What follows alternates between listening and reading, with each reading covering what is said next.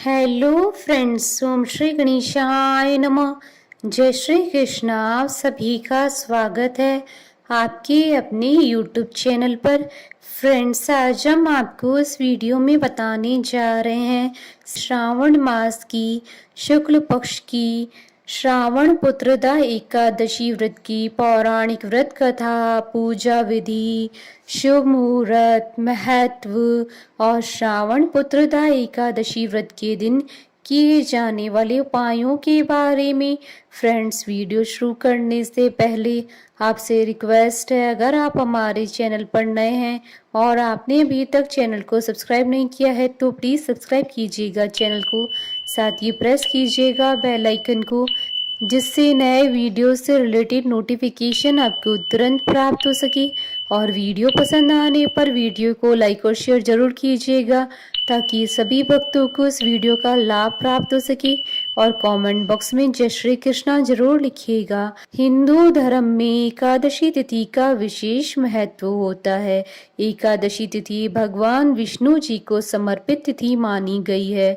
श्रावण मास की शुक्ल पक्ष की एकादशी तिथि को श्रावण पुत्रदा एकादशी कहते हैं। हिंदू धार्मिक मान्यताओं के अनुसार ऐसा कहा जाता है कि श्रावण पुत्रदा एकादशी का व्रत धारण करने वाले व्यक्ति को वाजपेयी यज्ञ की समान पुण्य फल की प्राप्ति होती है। इसके अलावा इस दिन व्रत के पुण्य प्रभाव से भक्तों को संतान प्राप्ति का वरदान मिलता है। मान्यता है कि इस दिन व्रत करने और पूजा पाठ करने से निसंतान दंपतियों को संतान सुख अवश्य प्राप्त होता है। इसके अलावा मनुष्य के समस्त पापों का नाश होता है और मरणोपरांत मोक्ष की प्राप्ति होती है। साल 2023 में सावन मास की शुक्ल पक्ष की एकादशी का व्रत 27 अगस्त 2023 रविवार के दिन है। इस बार की श्रावण पुत्रदा एकादशी का विशेष महत्व है क्योंकि इस दिन 3 शुभ महासंयोग बन रहे हैं। इस दिन रवि पुष्कर योग, सर्वार्थ सिद्धि योग और रवि योग का निर्माण हो रहा है, जो कि एक दुर्लभ महासंयोग है। इस योग में किए गए पूजा पाठ उपाय आदि से जातक की सभी मनोकामनाएं शीघ्र ही पूर्ण होती हैं। धार्मिक मान्यताओं के अनुसार निसंतान दंपति को श्रावण पुत्रदा एकादशी का व्रत अवश्य करना चाहिए। भगवान विष्णु जी का विधि पूर्वक पूजन करना चाहिए। भगवान विष्णु जी की कृपा और व्रत की पुण्य से उस दंपति को सुयोग्य पुत्र की प्राप्ति होती है। इस दिन पूजा के समय श्रावण पुत्रदा एकादशी व्रत का पाठ अवश्य करना चाहिए अथवा सुनना चाहिए। इससे व्रत का पूर्ण फल प्राप्त होता है। फ्रेंड्स, अब आइए जानते हैं श्रावण पुत्रदा एकादशी के शुभ मुहूर्त के बारे में। हिंदू पंचांग के अनुसार साल 2023 में श्रावण पुत्रदा एकादशी का व्रत 27 अगस्त 2023 रविवार के दिन है। श्रावण शुक्ल एकादशी तिथि प्रारंभ होगी 26 अगस्त की रात्रि यानी 27 अगस्त की सुबह 12:08 पर और श्रावण शुक्ल एकादशी तिथि का समापन होगा 27 अगस्त 2023 को रात्रि 9:32 पर और व्रत पारण का समय रहेगा 28 अगस्त 2023 को सुबह 5:57 से सुबह 8:31 तक और हरिवासर समाप्ति का समय रहेगा 28 अगस्त 2023 को शाम 6:22 पर और उस दिन रवि योग और सर्वार्थ सिद्धि योग रहेगा सुबह 5:56 से सुबह 7:16 तक और त्रिपुष्कर योग रहेगा 27 अगस्त 2023 को सुबह 5:15 से अगले दिन 28 अगस्त 2023 को सुबह 5:57 तक। फ्रेंड्स, अब आइए जानते हैं श्रावण पुत्रदा एकादशी की पूजन विधि के बारे में।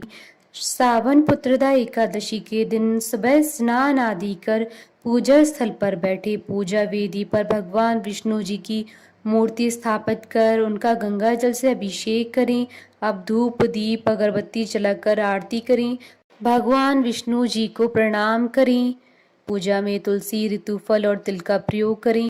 भगवान विष्णु जी को उनकी प्रिय चीजें चढ़ाएं तथा मिष्ठान का भोग लगाएं। भगवान विष्णु जी के मंत्रों का जाप करें। इस दिन विष्णु सहस्त्र नाम का पाठ करने से भगवान विष्णु जी की विशेष कृपा प्राप्त होती है।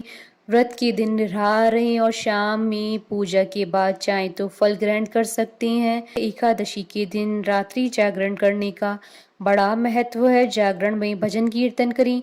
द्वादशी तिथि को ब्राह्मण भोजन करवाने के बाद ही उन्हें दान दक्षिणा दें। अंत में स्वयं भोजन करें।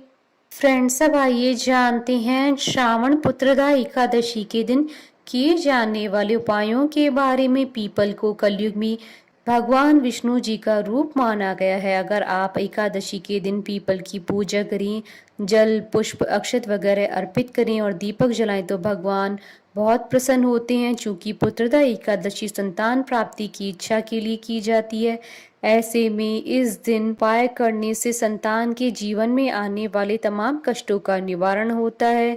लड्डू गोपाल भगवान कृष्ण का बाल स्वरूप है। मान्यता है कि यदि पुत्रदा एकादशी के दिन लड्डू गोपाल की पूजा की जाए और उन्हें पंचामृत और तुलसी अर्पित की जाए तो वे प्रसन्न होते हैं और निसंतान दंपति को पुत्र की प्राप्ति होती है। साथ ही पुत्र को यदि कोई समस्या हो तो उसके समाधान हो जाते हैं।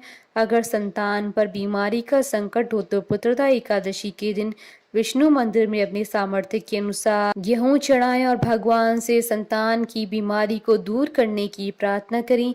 इसके बाद चढ़ाया हुआ अनाज गरीबों में बांट दें। फ्रेंड्स, अब आइए प्रारंभ करें श्रावण पुत्रदा एकादशी की व्रत कथा। श्री युधिष्ठिर कहने लगे, हे भगवान, श्रावण शुक्ल एकादशी का क्या नाम है? व्रत करने की विधि तथा इसका महात्म्य कृपा करके कहिए। मधुसूदन कहने लगे कि इस एकादशी का नाम पुत्रदा है। अब आप शांति पूर्वक इसकी कथा सुनिए। इसके सुनने मात्र से ही वाजपेयी यज्ञ का फल मिलता है। द्वापर युग के आरंभ में महिष्मति नाम की एक नगरी थी जिसमें महिजीत नाम का एक राजा राज्य करता था, लेकिन पुत्रहीन होने के कारण राजा को राज्य सुखदायक नहीं लगता था। उसका मानना था कि जिसके संतान न हो उसके लिए तो यह लोक और परलोक दोनों ही दुखदायक होते हैं। पुत्र सुख की प्राप्ति के लिए राजा ने अनेक उपाय किए, परंतु राजा को पुत्र की प्राप्ति नहीं हुई। वृद्धावस्था आती देखकर राजा ने प्रजा के प्रतिनिधियों को बुलाया और कहा, हे प्रजाजनों, मेरे खजाने में अन्याय से उपार्जन किया हुआ धन नहीं है। न मैंने कभी देवताओं तथा ब्राह्मणों का धन छीना है, किसी दूसरे की धरोहर भी मैंने नहीं ली है। प्रजा को पुत्र के समान पालता रहा। मैं अपराधियों को पुत्र तथा बांधुओं की तरह दंड देता हूँ। कभी किसी से घृणा नहीं की, सबको समान माना, सज्जनों की पूजा करता हूँ। इस प्रकार धर्म युक्त राज्य करते हुए भी मेरे पुत्र नहीं है, सो मैं अत्यंत दुख पा रहा हूँ।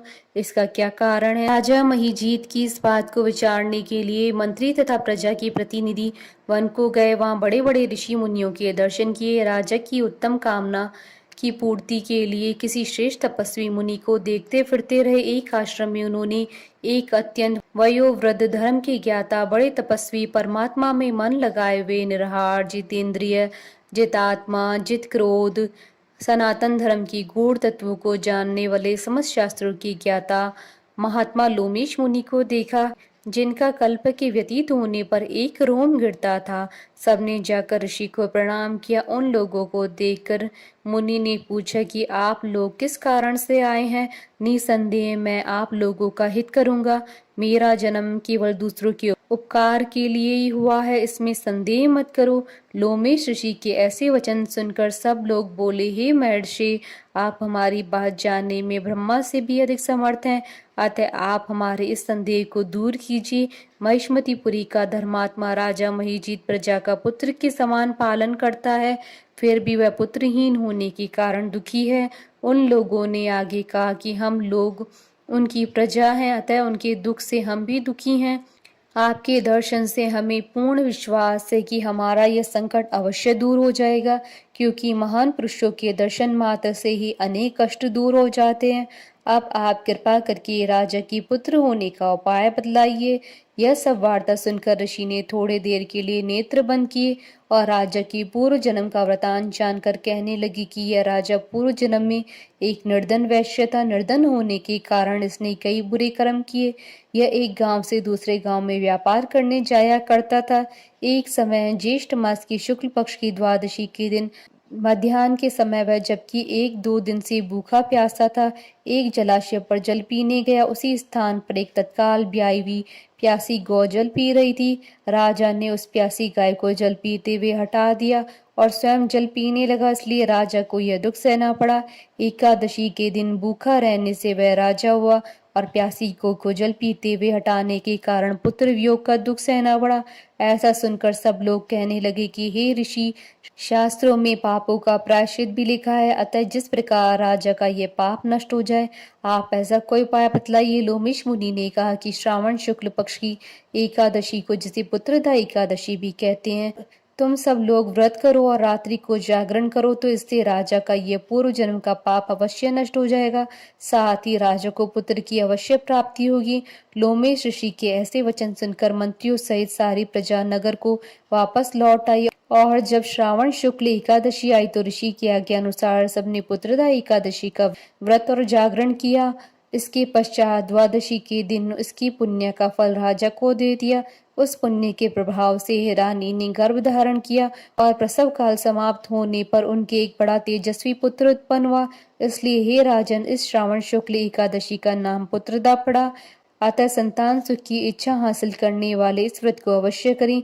इसके महात्म को सुनने से मनुष्य सब पापों से मुक्त हो जाता है और इस लोक में संतान सुख भोग कर परलोक में स्वर्ग को प्राप्त करता है। बोले भगवान विष्णु की जय, सनातन धर्म की जय। हमारे साथ इस वीडियो में अंत तक बने रहने के लिए आपका धन्यवाद। ओम श्री गणेशाय नमः। जय श्री कृष्णा।